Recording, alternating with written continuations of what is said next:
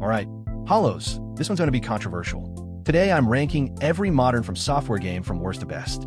Yes, I know about Bloodborne. Yes, I know about Demon Souls Remake. They're PlayStation exclusives. That is literally Sony's fault, not mine. This is the modern Souls era catalog only. So that means we got the 3 Dark Souls games. Dark Souls Remastered, DS2 Scholar of the First Sin, DS3, plus Sekiro, Shadows Die Twice, Elden Ring with the Shadow of the Erdtree DLC, and Armored Core 6, Fires of Rubicon. 6 games, ranked by me, based on what I've actually played, which is all of them, multiple times, sometimes too many times. None of this is sponsored. You can probably guess my number 1, but the order from 6 to 2 is where you're going to start typing in the comments. Good, let's get into it. Number 6, Dark Souls 2, Scholar of the First Sin. Look, I know, putting DS2 at the bottom is the boring take, and I'm sorry. DS2 had a different lead director than the rest of the series. The level design is weirder. The lore feels disconnected. The enemy placement is genuinely sadistic in some areas, and the soul memory matchmaking system is a multiplayer crime. But adaptability stats aside, DS2 has Fume Knight, it has the Forlorn Invasions, it has Aldea, it has the Iron Keep, and the DLC trilogy Crown of the Sunken King, Crown of the Old Iron King, and Crown of the Ivory King is genuinely some of FromSoft's best work. It is the most experimental Souls game, the most willing to be weird, the most willing to break the formula. The Magilla soundtrack alone makes the whole game worth experiencing. $20 usually, 10 on sale. If you've only ever heard DS2 slander online, do yourself a favor and play it with an open mind. You'll either join the DS2 defenders for life, or you'll confirm everything you heard. Either way, you'll have opinions. Number 5, Armored Core 6, Fires of Rubicon. Stay with me on this one. This isn't a Souls game, this is an open world, this isn't a 50-hour epic. It's a tight, mission-based mech action game where you build a giant robot in a garage, take a contract, fly into a war zone, and obliterate other giant robots. Missions are 20 minutes.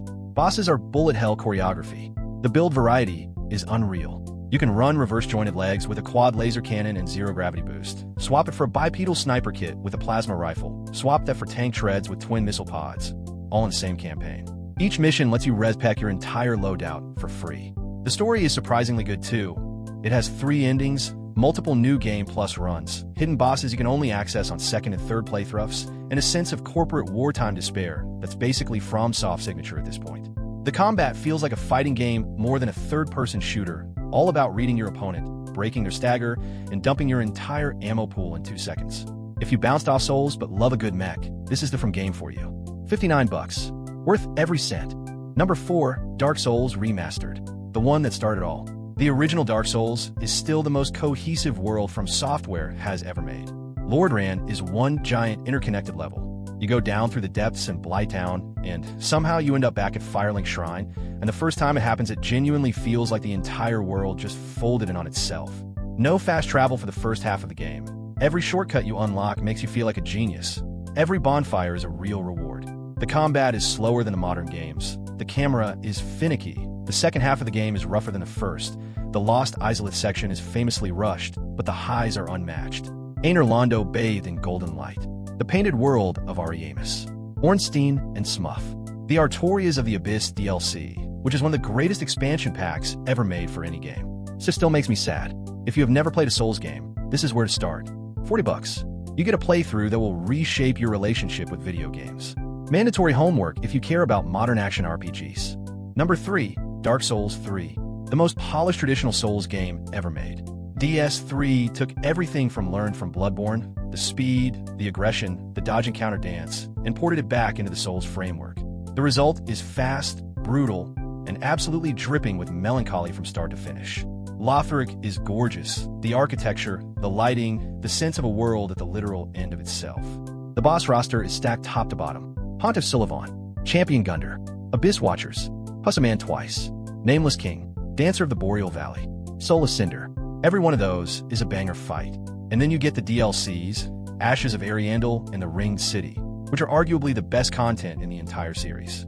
Sister Freed, Demon Prince, Half-Light Spear of the Church, which is a boss that can actually be a real player invading. And, of course, Slave Knight Gale, the final boss of the final DLC, whom many fans consider the greatest FromSoft boss ever made. The only reason DS3 isn't number 2 is that the next 2 games on this list are doing something more ambitious. But pound for pound, DS3 is the cleanest, tightest, most aesthetically perfect Souls game ever made. 40 bucks. No notes. Number 2, Sekiro. Shadows Die Twice. Here's where the takes get spicy. Sekiro is FromSoft's masterpiece if you ask me. And the only reason it isn't number 1 is that the next game on the list has a bigger world. Everything else, Sekiro wins. The posture system, the deflect timing, the prosthetic arm tools, the verticality, the swordplay, all of it is the most refined combat from has ever shipped. There's no leveling cheese, no summons cheese, no spec dodging your way past a hard fight. You learn the boss, where you die over and over until you do, and when you finally beat them, you feel like a different person than the one who started the fight.